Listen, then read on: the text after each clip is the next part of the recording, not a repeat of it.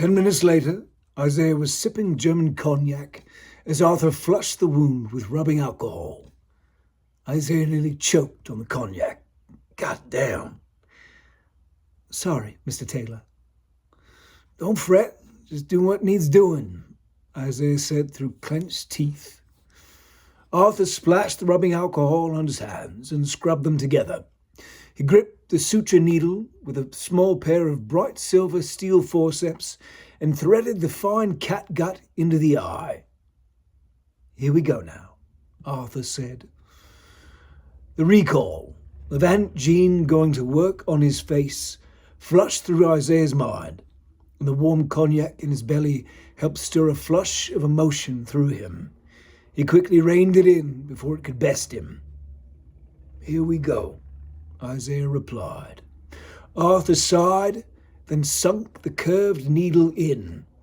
He drove the point to the other side of the wound, then drew the needle and thread up and out, pulling the flaps of skin flush together. He pulled the thread all the way through, then tied it into a two-hand square knot.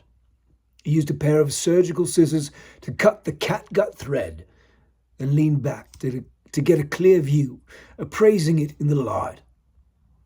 Right then, just 20 or 30 more of those and you'll be tip-top, Arthur said. Half an hour later, it was done. Arthur took a sip of the cognac for himself and let Isaiah close his eyes. Black Betty lay at the foot of the bed and watched him rest. Arthur took Isaiah's discarded bloody boot and left them dozing in the infirmary. One flight down, in the officers' quarters, he rummaged through the former occupants' belongings until he had a pair of hand-knit wool socks and a pair of boots that matched Isaiah's size within a centimetre's length. He stopped in the kitchen and put together 2 plates of pork sausage and bread. When he reached the infirmary, he found Isaiah sitting up, looking at the stitchwork on his ankle. You ain't a liar. You did some good needlepoint there, Isaiah said. Arthur smiled and handed him a plate of food. We aim to please. You're welcome to sleep a bit, if you like. Arthur looked at Black Betty. It would seem you have a good friend to guard your slumber. Arthur set the second plate of sausage in front of her. She sniffed it once, then devoured it. Yeah, she's a good girl. But I can't be slumbering, said Isaiah. Arthur nodded. He sat on the bed and began to wrap Isaiah's ankle in clean white gauze. Isaiah dug into the plate of food, devouring the bread and spiced bratwurst. Thanks, he said, with a full mouth. You're welcome. Arthur chuckled and nodded. I was beginning to think that I was the only man left alive on the planet. No, you ain't. I got some friends out there that was alive last I saw them. You don't say? Yeah, came upon you while I was trying to run them down. How'd you find this place? Find is not precisely the correct word. The damnable things chased me to it. I was simply running pell-mell from them. When dawn broke on Saturday, I was near spent. As I was coming down the last hillock onto the airfield, I tripped and went down in a heap. As I looked back, the sun came over the horizon, and the ones coming after me fell like sacks of bloody potatoes. Arthur's eyes were blank, living in the memory. He shook it off and smiled, rueful. When they did not stand and come to finish me, I closed my eyes and slept.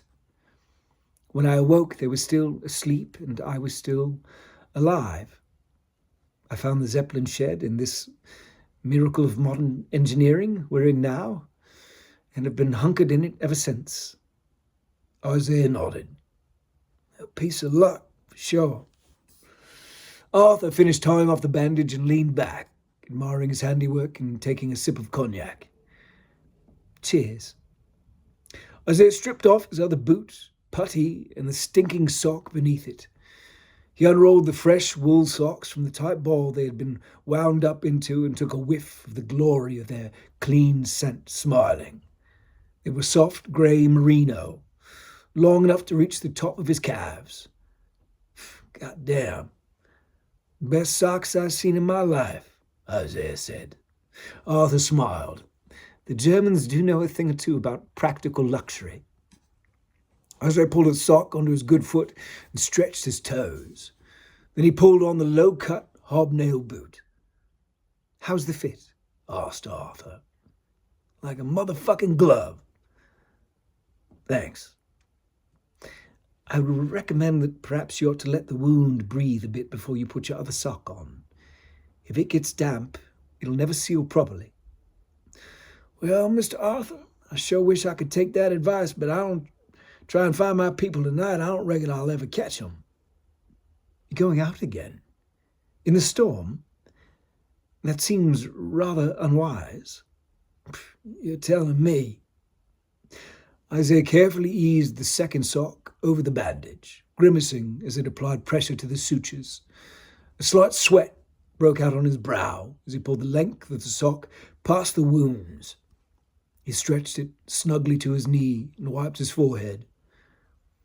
They all running south to Verdun. I'll go now.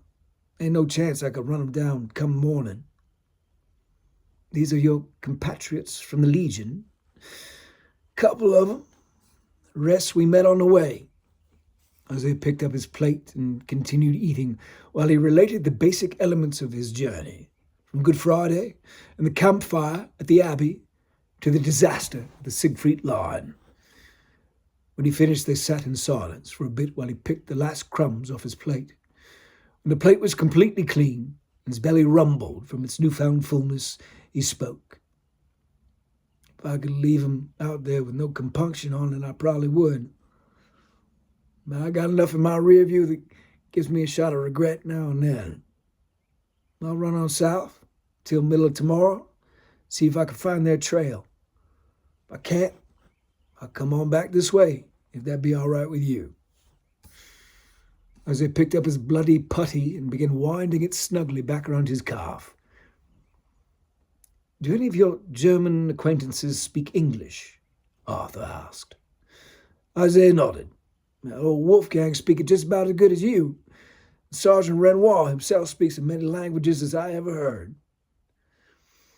If you're truly bent on heading back out into that mess, perhaps you could make finding Monsieur Renoir and or old Wolfgang a priority, said Arthur. Shit, I don't know I'll find anyone, but I aim to try for all of them. He finished winding the putty around his ankle and tied it off. Why Sergeant Renoir and Wolfgang in particular? Well, I know it's asking quite a bit, but I've had some time to think these past few days about what to do precisely in the midst of these events, and I believe that if I find someone who speaks German and the King's English, that there is a course of action to be taken. What do you have in mind? I found what I think to be a crew manual for that damn bloody big balloon that's resting in the shed above us. Unfortunately, it's entirely in German, which I sadly did not study a whit of in school. Give me a moment, if you would. Isaiah nodded his consent. Arthur stood and hurried out of the room. Isaiah picked up the second boot. He took a moment to prepare, then pressed his wounded foot into it. Even with the low cut, it rubbed against the wounds. Fuck. He slipped it back off and stood, hobbling over to the table Arthur had found all the medical instruments resting on. He picked up a number 10 Brand and Parker scalpel blade and eyed the razor edge. It sliced as easily through the boot leather as it would living flesh, between the third and fourth shoelace eyelets. Isaiah cut a clean line all the way round the boot until he had fashioned it from a boot into a shoe. He gave the sides a gentle downward arc so that the underside of his ankle bone would not rub raw. Then he leaned back and admired his amateur cobbler work. Satisfied, he sat on the cot and eased his foot into the shoe. It laced up tight. Then he tested the fit. Not exactly comfortable, but the soft merino wool muted the pain, and no longer was there stiff leather rubbing against the wounds. As Isaiah clipped off the excess shoelaces, Arthur reappeared, flush and grinning, holding a thick booklet in his hands. Its cover read, Besatzung Handbuch, S-Klasse Zeppelin LZ-91. That's it? Asked Isaiah. Yes, the crew manual, I believe. They were not kind enough to provide an English translation, and German writing always looks like standard gibberish to me. Isaiah looked it over. Besatzung's Handbuch. Yeah, German gibberish for sure. What you want with it? Arthur took a controlled breath, keeping his enthusiasm bridled as best he could. I feel quite certain that if we could understand the manual, with enough crew, we might take flight. In that balloon up yonder? Precisely. The aeroplanes would not get us terribly far. Where you aim to fly to? Asked Isaiah. Anywhere. With enough supplies, some forethought, you might make it anywhere on the earth. Have you seen these behemoths in the air? Isaiah nodded. To my great motherfucking misfortune. They bombed the shit out of us at Liège one night. Flew in low, out the clouds and fog, gave us hell with MGs and bombs, and turned tail, flew on out of there. They big, but they sure ain't slow. Indeed. Per the manual, I believe the top speed is 100 imperial miles per hour. But that ain't slow for a balloon. Yeah. Arthur smiled. What I've been noodling over is the idea that with a crew, it would be possible to fly at a very high ceiling during the night, and during the day we might navigate to the next major thoroughfare for petrol and provisions, then be aloft and travelling before the sun is high. Whereas here, we may secret ourselves, undiscovered at night, but where can we go from here that we know will be safe and sound once the sun goes down? And what happens when they eventually discover this place and lay siege to it? Curtains, I'm certain. Yeah, curtains for sure. Isaiah considered for a moment, then, how many crewmen you need for that thing? Well, I would know more specifically with a German translator. From what I can decipher, it looks like a crew of 40 is the standard. Isaiah laughed. Shit, I ain't got 40. That's a fact. Yes, but I believe that number is for a full battle contingent, with multiple men for each station, including bombardiers and machine gunners, spare electricians, etc. I feel certain that we might get by with a third that number. A skeleton crew, as it were. Skeleton crew. Good name for it. Isaiah did a quick reckoning of his companions. If I could gather all of them up, that put us at 12. Isaiah did not factor Donnie into the number, knowing that if he found him, he was definitely going to kill him dead. 12. 12 might just get us there, said Arthur. Isaiah chewed it over for a moment. They got an armory here? Asked Isaiah. Arthur nodded. Yes, quite the armory indeed. The armory was back on the top floor. Isaiah cruised the shelves, holding a field-grey German haversack, impressed. Black Betty heeled beside him, watching as he perused the inventory. There were crate upon crate of munitions for the Zeppelin's machine guns, a dozen boxed MG-08s, and racks of Mauser 1916s with loaded 25-round clips by the bushel. Isaiah picked up a Mauser 16 and looked over the action and the curved cartridge clip, curious. Ain't no bolt. Looked like a machine gun. Arthur was leaning against the door frame. Indeed, but it's not. Semi-automatic, I believe. Their air corpsmen alone carry them. My men, Arthur had to swallow, as he remembered the faces of his men and the end that had taken them. My men recovered a pair of those from fallen fighter craft. They tried to employ them on the front, but the moment they saw some business in the trenches, they seized miserably. I don't believe they do well in the weather. If they did, they'd have made mincemeat of us. Well, we're all being made mincemeat of now, aren't we? Isaiah nodded as he took a loaded magazine and slid it into the receiver. Sure. He pulled the Mauser's action handle back and felt it load around. Yeah, the blowback must load the next round. Like an MG that way, Isaiah said. Yes, I believe so. It will not be the most reliable weapon here, Arthur said. Isaiah shrugged. Yeah, they had a shotgun. I grabbed that up for certain, but they don't. I've seen firsthand how a bolt-action rifle does against them motherfuckers. Doesn't do a goddamn thing except maybe make 'em mad. Machine guns seem to do enough to slow 'em, but I can't rightly carry one of them MGs with me. And I ain't exactly got a loader, you know. Best I could hope for is a rifle that'll get off enough rounds to take their legs out from under 'em. He looked over the 16. This'll do the trick, or it won't. Regardless, let's put her on my tab, Isaiah said, shouldering the rifle. He took another half-dozen magazines and dropped them into the haversack. Near the entryway, he found a wooden box marked Carabin Granata 17. He pulled the lid off, revealing a 10-inch steel cylinder that narrowed on one end like a big steel funnel. A large, round, threaded nut was on a sleeve at the skinny end. Piled in hay beneath the device were stacks of neatly ordered blackened steel, puck-shaped discs. Hey, Arthur from artillery. This is what I think it is. Yes, a grenade launcher.